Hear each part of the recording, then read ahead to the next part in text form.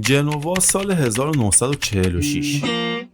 شهر تازه از ویرونی‌های جنگ جهانی دوم بیرون اومده بود و زندگی آروم آروم برگشته بود به شهر. در خیابان‌های باریک و شلوغ بندری، جوان‌ها دنبال چیزی بودن که امیدشون رو دوباره روشن کنه. فوتبال تنها تفریح واقعی مردم. توی همین روزا بود که دو تا باشگاه محلی که هر کدومشون هم طرفدارهای خودشون رو داشتن، تصمیم گرفتن که با هم دیگه ادغام بشن. باشگاه سن پیر دارنسه و آندرا دوریا. نتیجه این اتحاد تیمی جدید شد که نامش شد سمپدوریا. سمپدوریا لوگویی داره که با هیچ تیم دیگه‌ای توی ایتالیا شباهت نداره و با هیچ تیم دیگه‌ای توی دنیا توی هر ورزشی. وسط لوگو یه مرد قایقران ریش‌داره با پیپ روی لبش و نگاهی که سختی‌های دریا توش موج میزنه. محلی‌ها بهش میگن باچان، یه شخصیت سنتی از داستان‌های جنوایی که نماد روح دریایی شهره. رنگ آبی، سفید، قرمز و سیاه هم از رنگ‌های دو باشگاه قدیمی به ارث رسیده که این لوگو داره میگه ما از تیمی از دل بندر و دریا اومدیم. سمپدوریا سالها در سایه همشهری مشهورش یعنی تیم فوتبال جنوا زندگی کرد، ولی سرنوشت همیشه برای تیم‌های آندرداگ داستان‌هایی می‌نویسه، داستان‌هایی از قهرمانی و افتخار. دهه 1980 سرمایه‌گذاری تازه‌ای میشه و بازیکنان بزرگی جذب باشگاه میشن. روبرتو مانچینی، پسر جوان و خلاقی که بعداً مربی تیم ملی ایتالیا هم شد. جیانلوکا ویالی، مهاجم قدرتمندی که زوج افسانه‌ای مانچینی رو ساخت. پیترو ویردیس و آتلیو لومباردو که تیمو کامل می‌کردن. این نسل طلایی باعث شد که سمپدوریا از یه تیم معمولی به قهرمان واقعی ایتالیا تبدیل بشه. افتخار جاودانه‌شون و فصل 1991 تاریخی که همیشه توی باشگاه ثبت شده. تیم با هدایت اسفنسون و زوج رویایی ویالی و مانچینی تونست کاری بکنه که کسی باور نداشت. قهرمانی سری آ و فتح اسکودتو. و فقط همین نبود، تیم توی دهه طلاییش بود. 4 بار کوپا ایتالیا رو برد، سوپرکاپ ایتالیای 1991 رو فتح کرد، حتی به فینال لیگ قهرمانان اروپای 1992 هم رسید، جایی که فقط با یه شوت از رونالد کومان مقابل بارسلونا شکست خوردن. ولی خب الا کلنگ زندگی یه زمانی براتت بالا، یه زمانم پایین و دوره افول این تیم هم رسید. بعد از رفتن ویالی به یوونتوس و مانچینی به لاتزیو، روزهای طلایی کم کم تموم شد و دیگه نتونستن اون شکوه رو تکرار کنن و حتی چندین بار به سری بی سقوط کردن.